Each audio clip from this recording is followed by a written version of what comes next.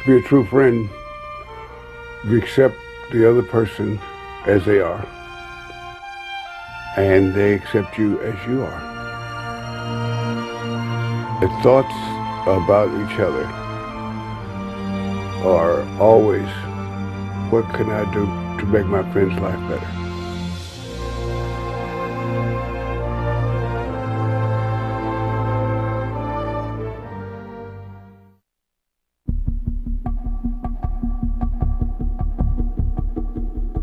My first game, one of the guys on the other team takes a shot and I block it.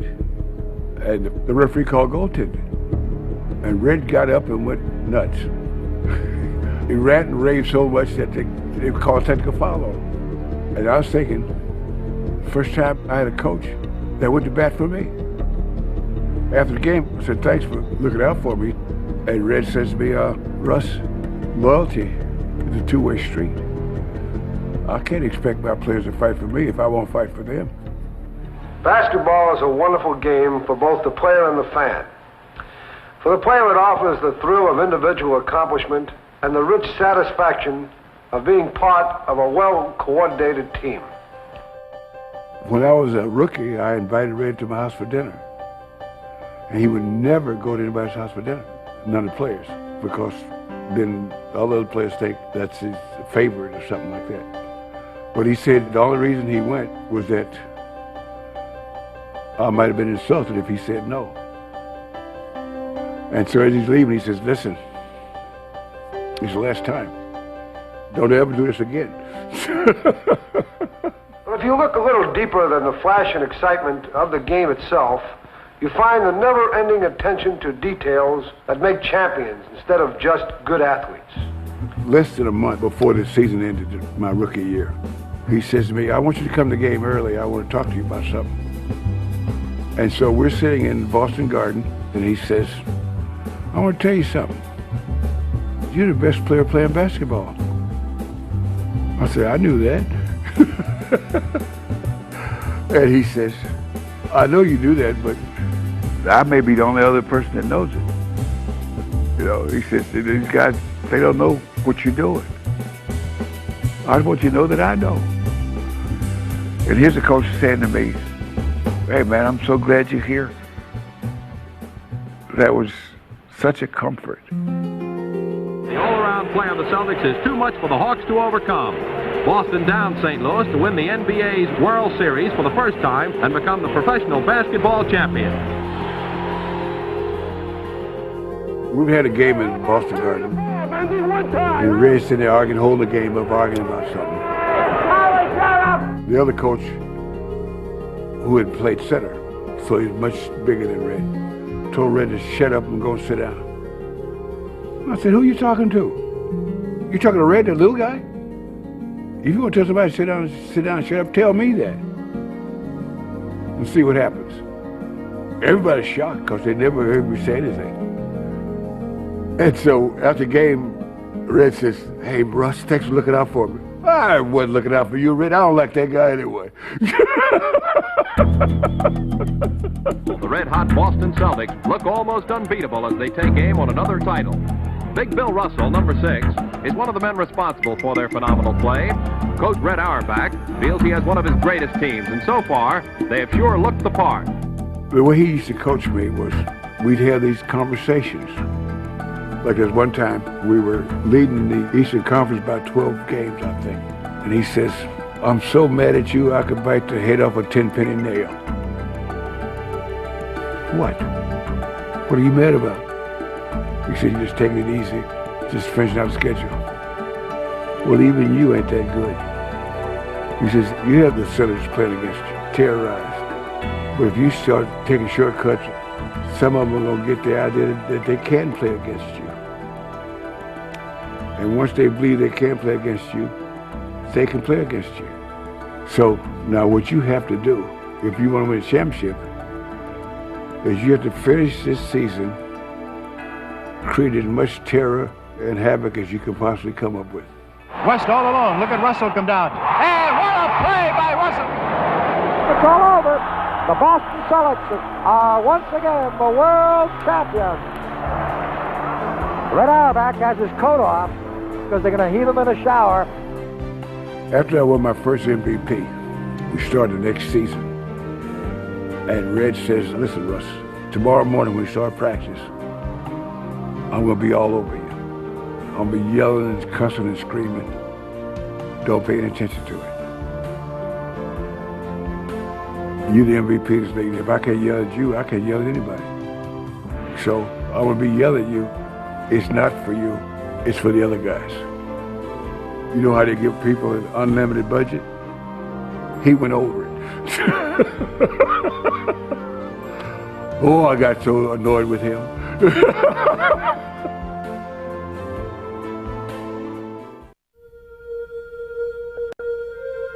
We'd play a game someplace and I'd see Red or he'd see me and he says, want to play some gin tonight? And we'd stay up till 3 or 4 o'clock in the morning playing gin. I always lost. Because he's probably a better gin player than he was a coach. And that's saying something. We would play gin almost all night and talk about the game. Go let everybody go after the ball. 5 guys get me the ball. Well, once we get it, then run. He says, my mission as a coach is to develop these 2 things, the system and the atmosphere, and then get the hell out of the way. Auerbach is lighting up the cigar. And Cousy got the ball. He throws it straight up in the air. It's all over. And there they go. They've won it again. The Boston Celtics win the world title for the 5th consecutive time. While he's putting that system in, every step of the way, he asked us what we thought of it.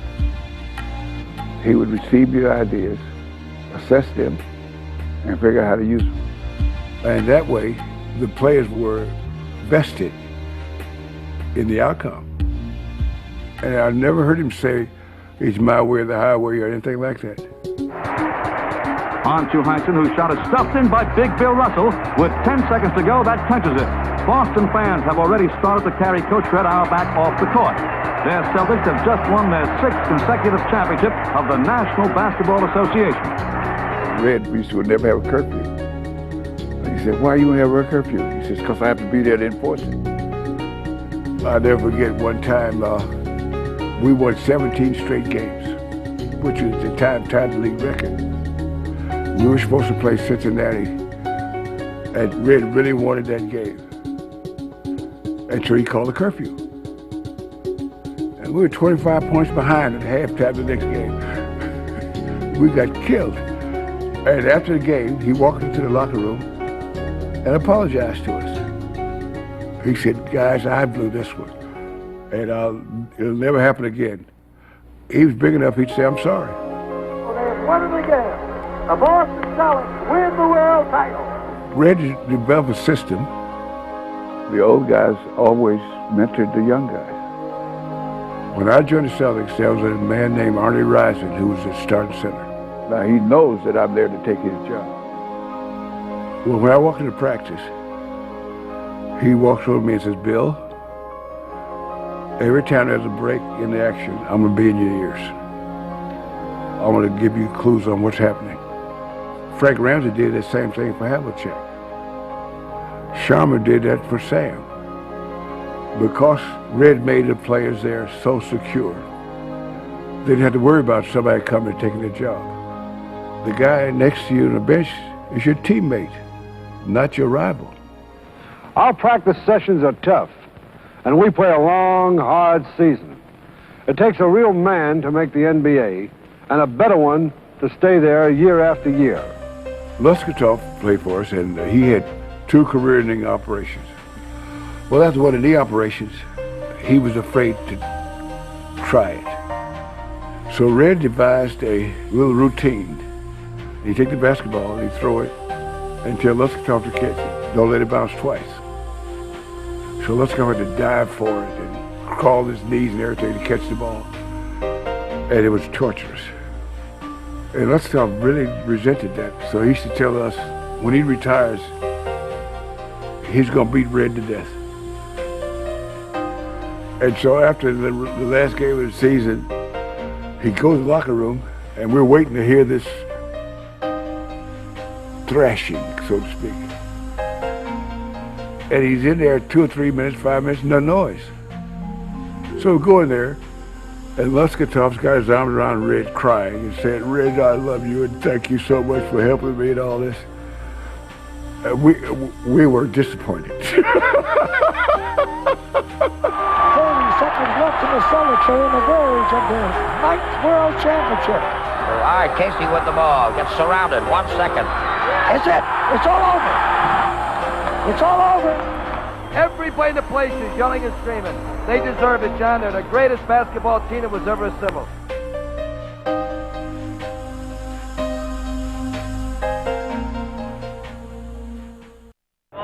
It's Friday night, April the 1st. The place is Boston, which is really an Irish town. So their basketball team, which is made up of descendants of Germans and Africans and Czechs and Swedes and is coached by the son of a Russian Jew, their team is naturally called by the ancient Irish name, the Celtics. When it comes to my activities in civil rights, we never talked about that. Came out of friendship to Muhammad Ali. And I know that we wanted to find out from him. You know, you read the papers, you see on television and all this kind of stuff, what is going on.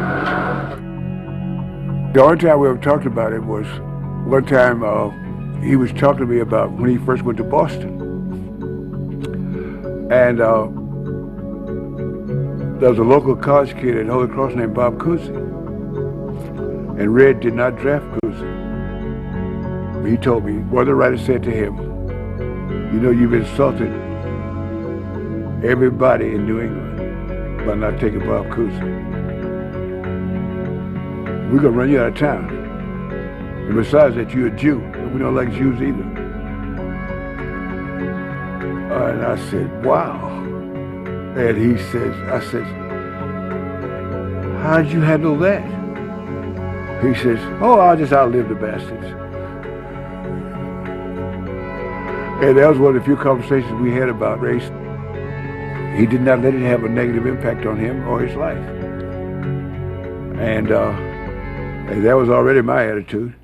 Well, do you think that you will get some white kids to play basketball with Negro kids? I think so. I don't see why not. My kids play with white kids, and nobody got hurt yet.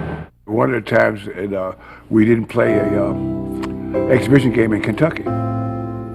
Casey went down to the restaurant in the hotel we were staying, and they would not serve him.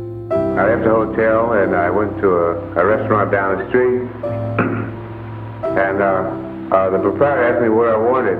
I said, "This is a restaurant, isn't it? I'd like to get something to eat." He told me no. We decided we weren't going to play. And I called Red and told him we were going home. Red went to the airport with us without saying a word. He was just saying, "You're part of my team, and I respect you. And if that's the way you feel about the situation, you're my team."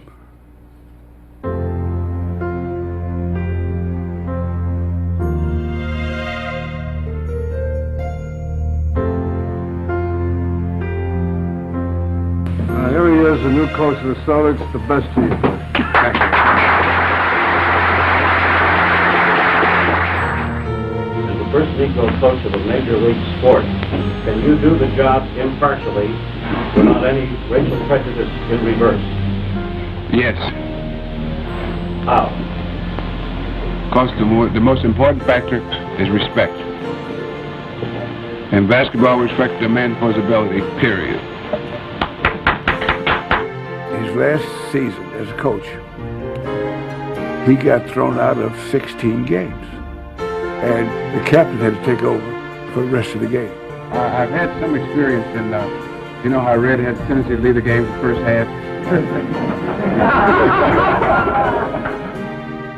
When I took over as coach, Red would not come to a practice. I said, "Why?" He says, "I don't want the players to ever think I'm looking over your shoulder." He's got all the responsibility. I'm not going to sit anywhere near him. He is going to be the boss. When things were going not the way I wanted to go, I said, Red, I need you to come to practice. I need some help. Because my feeling was, if I have the greatest mind in basketball sitting in the office 100 yards from where I'm practicing, and I don't ask him to help me out, I would be extremely unintelligent. Now another coach who is destined for fame is nothing but Bill Russell. He has been tremendous in getting us up for ball games. And you know, John, he's a little bit tougher than Red. And the redhead has always been tough. And the Celtics, they have done it again. A spectacular finish. Chris, I'm here with Bill Russell. Bill, this must have been a great win for you. Jack. One more time, one more time. I never felt like I was working for Red. I always felt that we were working together. We were a team. I know that the best possible thing that could happen to me in my pro career was having Red as my coach.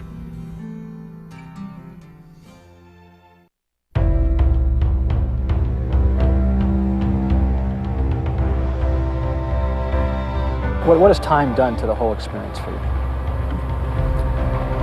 It's made it closer together. I thought it's probably closer together, and gives good feelings.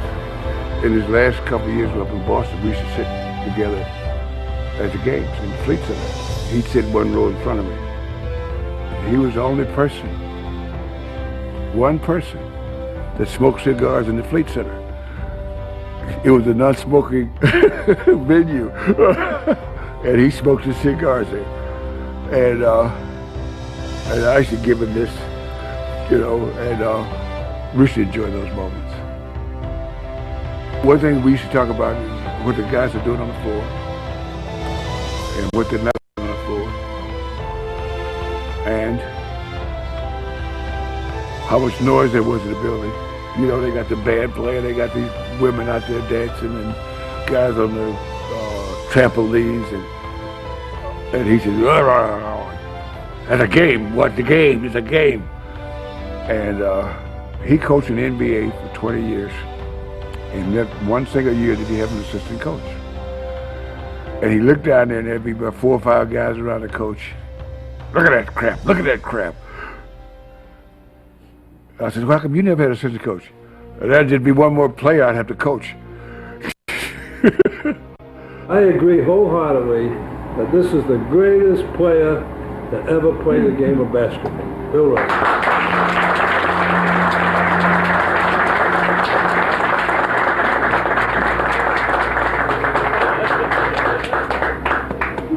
Thanks, Red.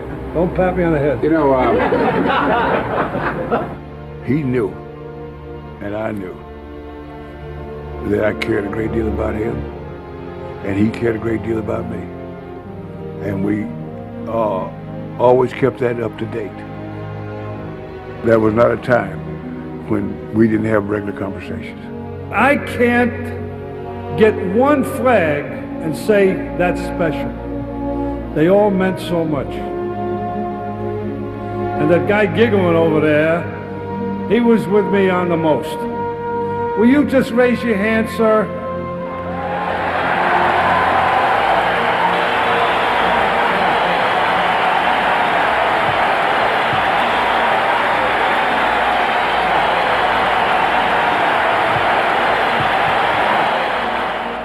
He knew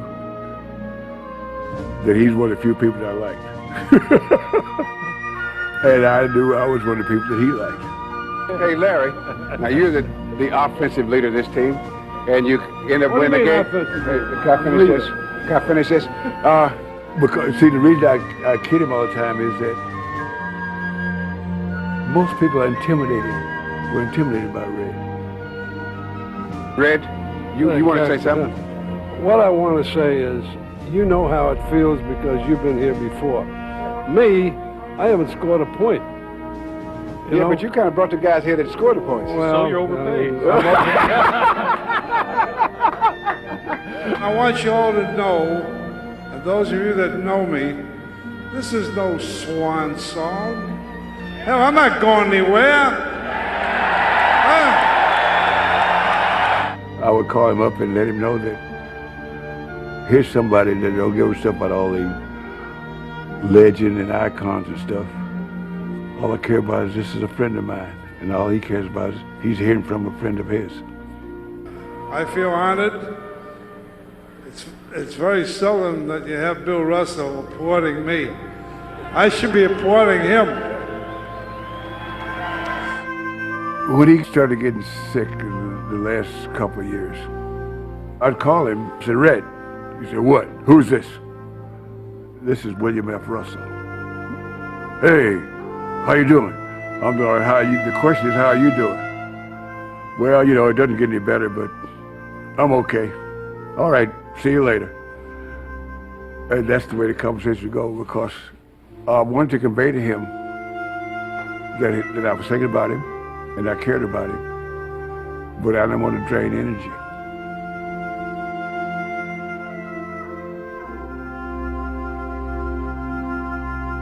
A giant in the world of sports has died.